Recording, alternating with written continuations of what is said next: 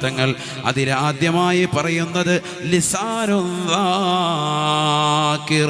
അള്ളാഹുവിനെ ദിക്ർ ചൊല്ലുന്നതായ, അള്ളാഹുവിനെ സ്മരിക്കുന്നതായ, അള്ളാഹുവിനെ ഓർക്കുന്നതായ നാവാണ്.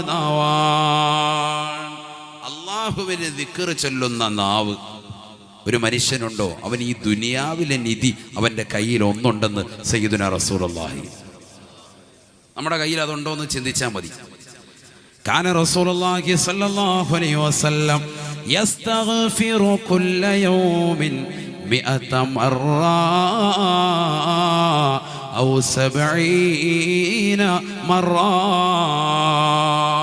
ഹബീബായ റസൂലുള്ളാഹി സ്വല്ലല്ലാഹു അലൈഹി വസല്ലമ തങ്ങൾ എല്ലാ ദിവസവും എല്ലാ രാവുകളും അല്ലാഹുവിന്റെ റസൂൽ 100 പ്രാവശ്യമോ 70 പ്രാവശ്യമോ ആയി ഇസ്തിഗ്ഫാർ